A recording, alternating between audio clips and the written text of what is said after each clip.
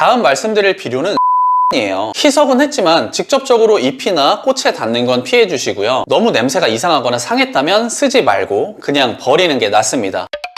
안녕하세요. 오늘도 활짝 꽃 읽어주는 남자입니다. 얼마 전에 식물 영양제에 대한 영상을 올렸었는데 여러분들의 반응이 뜨겁더라고요. 그래서 이번엔 비료에 대한 얘기를 해보려고 합니다. 영양제와 비료의 차이가 뭐냐고요? 간단히 말하자면 식물에 필요한 3대 다량 원소 중에서 하나라도 들어있다면 비료로 볼 수 있습니다.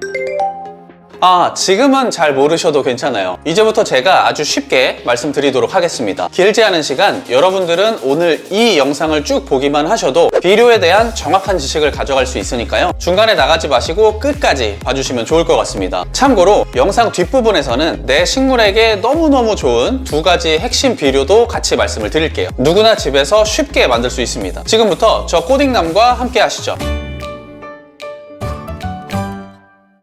사실 식물은 비료가 없어도 잘 자랍니다. 왜냐하면 식물은 햇빛, 공기, 흙, 그리고 물만 있어도 스스로 잘 자라거든요. 그런데 왜 우리들은 비료에 관심이 많을까요? 그건 아마도 방금 말씀드린 것들로는 부족하다는 생각 때문일 겁니다. 네, 맞아요. 어느 정도 맞는 말이기도 합니다. 먼저 잠깐 동물과 식물의 차이점에 대해 생각해 볼까요? 가장 큰 차이점이라 하면 동물은 움직일 수 있고 식물은 움직일 수 없다, 이걸 생각해 볼 수 있겠죠. 이 차이 때문에 생기는 파급력은 아주 큽니다. 어쨌든 움직일 수 있고 걸어 다닐 수 있는 동물은 자신이 부족하다 느끼는 영양분을 얼마든지 외부에서 얻을 수 있습니다. 하지만 식물은 움직일 수가 없고 그렇기 때문에 대부분의 영양분을 흙에서 뿌리를 통해 공급받게 되는 것이죠. 이러한 식물은 화분에 예쁘게 담아져서 여러분들의 집으로 들어가게 됩니다. 바로 여기서 문제가 생기는 거죠. 식물이 넓은 자연에 있을 때는 별 문제가 안 생기는데 우리 집 작은 화분, 이렇게 한정된 공간에만 있다 보니까 영양분에도 제한이 생기면 결핍이 올 수도 있다. 네, 이런 말이 나오는 겁니다. 당연히 일리 있는 말이고요. 그럼 당연히 식물 키우는 우리로서는 비료나 영양제에 관심을 가질 수밖에 없는 것이죠. 그렇다면 영양에 결핍이 있다면 내 식물에게 어떤 문제가 생길까요? 지금부터는 여러분들이 궁금해하시는 영양 결핍에 대해 말씀을 드리려고 합니다.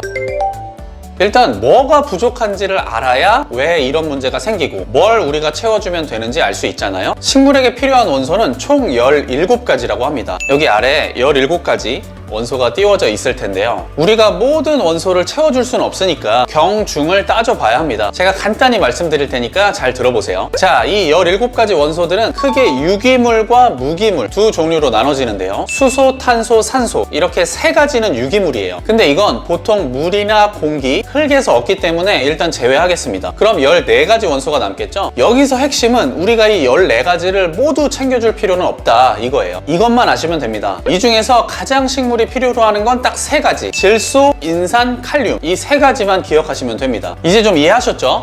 총 17가지 원소가 있는데 그게 유기물, 무기물로 나눠지고 그 중에서 질소, 인산, 칼륨만 기억하면 되겠구나. 이렇게 정리하시면 되겠습니다. 결국 비료란 것은 이런 무기물, 무기 성분들이 들어있는 어떤 인위적인 물질이다, 이렇게 볼 수 있겠죠. 필수 영양 원소가 부족하면 이런 문제들이 발생합니다. 질소가 부족하면 잎이 노랗게 변색되고 생육 자체가 좀 어려워질 수 있고요. 인산이 부족하면 꽃이 잘 안 피거나 열매가 안 열리기도 하고 줄기나 잎에 좀 진한 색깔의 변색이 생길 수도 있습니다. 칼륨도 잎이 노랗게 되거나 진한 색깔로 변색되면서 잎이나 새순이 죽기도 하고요. 칼슘이 부족하게 되면 뿌리가 길게 자라지 못하고 짧고 굵은 느낌으로 자라거나, 마그네슘 같은 경우는 역시 잎이 노랗게 변하면서 우수수 잎이 떨어지는 현상도 발생하게 됩니다. 지금 말씀드린 이런 현상은 참고하시면 좋을 것 같고요. 내가 키우는 식물과 비교해보면서 여러 가지 방법을 시도해봤는데 그런데도 식물이 살아나질 않는다. 그럴 경우에 해당 문제에 맞는 원소를 보완해 주신다면 아마 식물이 좋아지는 걸 느끼시게 될 거라고 생각합니다. 그럼 이제 마지막 하이라이트죠. 2가지 핵심 비료 만드는 방법에 대해 같이 알아볼까요?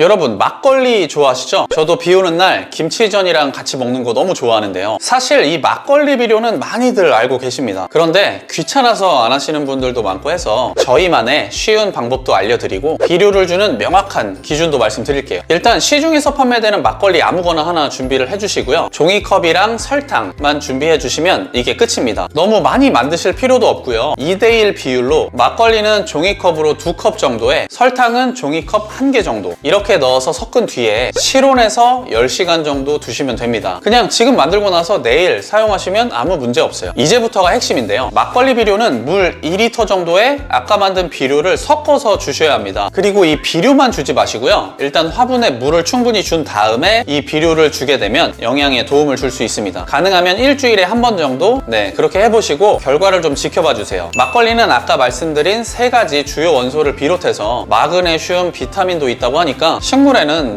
너무 좋습니다. 희석은 했지만 직접적으로 잎이나 꽃에 닿는 건 피해 주시고요. 너무 냄새가 이상하거나 상했다면 쓰지 말고 그냥 버리는 게 낫습니다. 다음 말씀드릴 비료는 소변이에요. 이건 아무래도 냄새가 좀 나서 강추하기는 좀 그렇지만 그래도 쉽게 구할 수 있으니까 소개해 드립니다. 사실 소변에는 질소나 철, 칼륨 같은 무기 성분들이 많거든요. 쌀뜨물 있죠? 어느 정도 받아놓은 소변과 쌀뜨물을 섞어서 그냥 구석에 두시고 한 달 정도를 그냥 잊으시면 됩니다. 그리고 나서 조금씩만 주시면 돼요. 물이 10이라면 1 정도로 섞어서 흙에 뿌려주시면 좋습니다. 소변 자체를 뿌리는 것도 좋다고는 하는데 우리처럼 집에서 화분을 키우시는 분들은 그게 좀 어렵기도 하고 저는 별로 추천드리고 싶지는 않습니다.